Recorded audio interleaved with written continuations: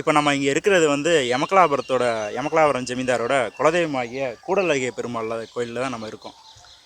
இந்த கோயில் வந்து எப்படி இங்கே வந்துச்சுங்க சார்? இந்த கோயில் வந்து நாங்கள் வந்து விஜயநகரத்துலேருந்து இங்கே வரும்போது விஸ்வநாத நாயக்கர் அவர்களோடைய வந்து வரும்போது அவரோட ஒருவராக வரும்போது இங்கே வந்து ரெஸ்ட் எடுக்கிறதுக்காண்டி இங்கே வந்து இருந்தோம். யார் கூட தலைவர் யார் கூட வந்து? விஸ்வநாத நாயக்கர் சார். ஆமாம், அவரோட உங்கள் குடும்ப தலைவர் யாருங்க? எங்கள் தாத்தா வந்து காமுலக்கையனார் சார். காமுலக்கையனார் வரும்போது இருந்துட்டு இங்கே வந்து ரெஸ்ட் எடுக்கிறாங்க சார். அப்போ நாங்கள் எங்கள் கூடயே வந்து கூடலழகிய பெருமாளும் ஆகாச கன்னிமார் தெய்வங்களும் என் கூடயே வந்தது. அவங்க யார்? உங்கள் குலதெய்வம்? எங்கள் குலதெய்வங்கள்.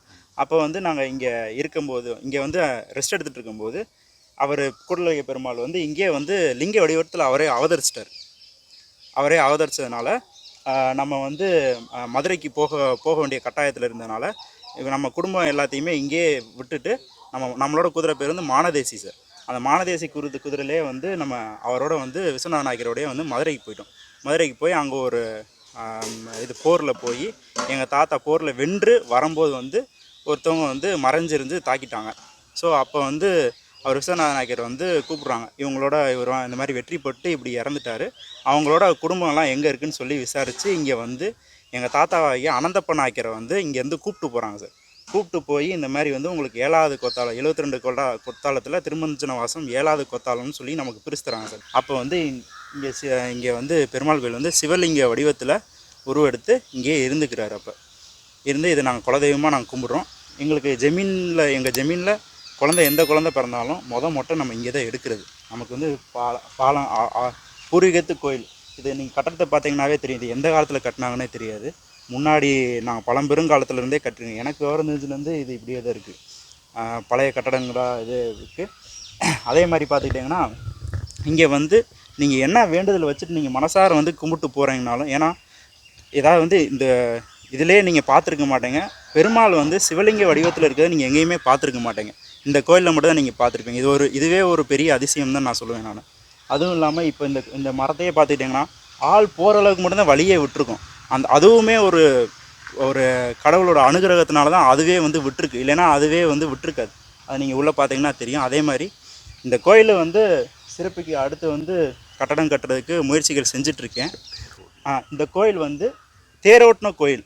இது பார்த்துட்டிங்கன்னா வந்து திண்டுக்கல் மாவட்டத்தில் வந்து திண்டுக்கல்லேருந்து கிழக்கு நத்தம் வரைக்கும் எடுத்துட்டிங்கன்னா இந்த ஒரே ஒரு பெருமாள் கோயில் தான் இருந்துச்சு. வேறு எந்த கோயிலுமே கிடையாது. இந்த கோயில் தேரோட்டின கோயில். இந்த கோயிலுக்கு வந்து முறைப்படி பூஜை பண்ணுன்றதுக்காண்டி சேலம் வாழப்பாடியிலேருந்து சாமை ஐயங்கார்ன்ற ஒரு ஐயரை வந்து எங்கள் தாத்தா வந்து கூப்பிட்டு வந்தார். இங்கே மட்டும் இல்லை, நம்ம தாடிக்கும்பில் இருக்க பெருமாள் கோயிலுக்கும் இந்த கோயிலுக்கும் ஐயரை வந்து எங்கள் தாத்தா காமுலக்கையனார் அவர் தான் வந்து அங்கேருந்து இங்கே கூப்பிட்டு வந்திருக்காரு. கூப்பிட்டு வந்து இப்போ அந்த கோயில் எப்படி இருக்குது, இந்த கோயில் எப்படி இருக்குதுன்னு உங்களுக்கே தெரியும். ஆனால் இந்த கோயிலை வெகு விரைவில் இந்த மாதிரி எழுப்பி சாமி கும்பிடணுன்னு என்னோட ஆசையும் கூட.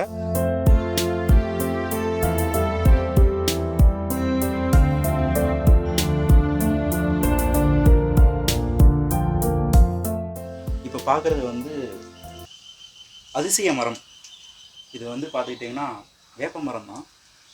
இந்த வேப்ப மரத்தில் பார்த்துட்டிங்கன்னா எனக்கு தெரிஞ்சு ஒரு 60-70 வருஷத்துக்கு முன்னாடி, இப்போ ரீசெண்டாக நடந்தது, ஒரு 100 வருஷத்துக்குள்ளேன்னு வச்சுக்கோங்களேன், இந்த மரத்தில் இருந்து பால் வந்துச்சு. தானாக பால் வந்தது. அது வந்து பேப்பர்லாம் போட்டிருந்தாங்க. அது உங்களுக்கு நீங்கள் பார்த்தீங்கன்னா தெரியும். அதே மாதிரி இப்போ சொல்கிறது வந்து நீங்களே பாருங்கள். இது கண், இது ஒரு கண், இது ஒரு கண், மூக்கு, வாய். நீங்கள் நல்லா பார்த்தீங்கன்னா தெரியும். இது ஒரு மனிதனுடைய உருவத்திலேயே வந்து சாமி மாதிரி அவதரித்த வேப்ப மரம் மாதிரி தெரியுது. இது நல்ல பவரான ஒரு கோயில்ன்றது ஒரு எடுத்துக்காட்டு இதுவும் கூட சொல்லலாம் நம்ம.